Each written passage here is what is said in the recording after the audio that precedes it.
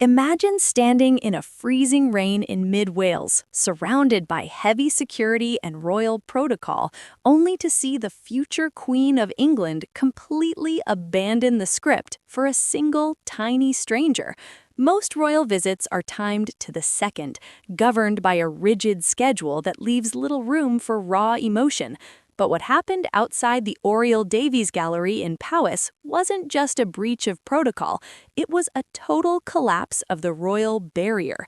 You see, Catherine and Prince William were there to celebrate St. David's Day, a moment of national pride for Wales. The cameras were ready for the handshakes and the formal greetings, but they weren't prepared for the tiny admirer. In a split second, a little girl rushed forward, bypassing the invisible line that usually separates the public from the monarchy, and threw her arms around the princess. This wasn't a quick pat on the back. It was a fierce, clinging embrace, the kind of hug a child usually saves for a parent they haven't seen in weeks. The security shifted, the air got tense for a heartbeat, but then Catherine did something that changed the entire energy of the day.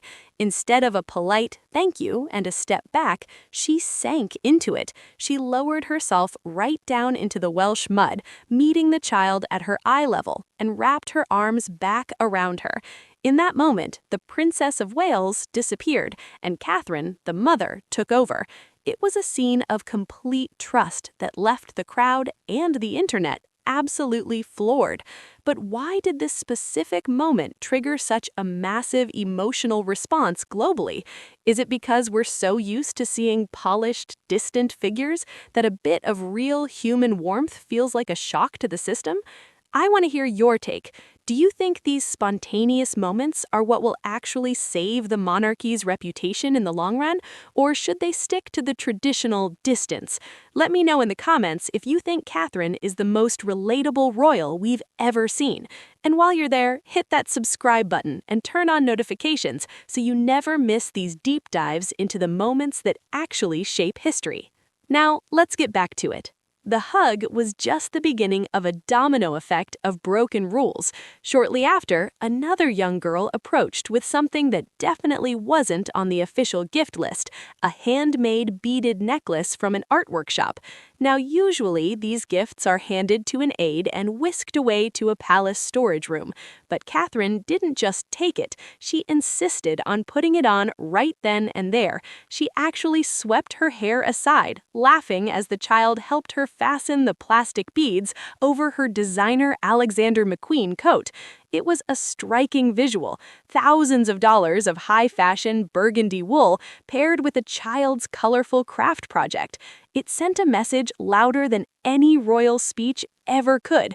She wasn't just visiting a community, she was letting that community leave its mark on her. Inside the gallery, the layers of this visit started to peel back. This wasn't just about photos, it was about the Alexandra Reinhardt Memorial Award, which focuses on the mental well-being of children. Catherine spent a significant amount of time in creative workshops led by Nikki Arscott, listening intently as the youth explained how art helped them cope with the isolation of rural life. She wasn't looking at her watch, she wasn't rushing to the next station, she was giving them the one thing a royal rarely has to give: undivided time. Even her outfit was a silent nod to the people she was meeting. She chose to re-wear that iconic McQueen coat from 2024, pairing it with a bright yellow daffodil, the national symbol of Wales, pinned to her lapel. It was a masterclass in soft diplomacy.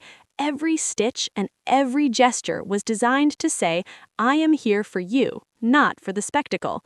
By the time the couple reached their final stop at Haven Iravan, the Hanging Gardens community hub, the atmosphere had shifted from a formal visit to a celebration. They met volunteers who drive the engine of Powys, the volunteering capital of the UK, and witnessed the resilience of a community that thrives on connection.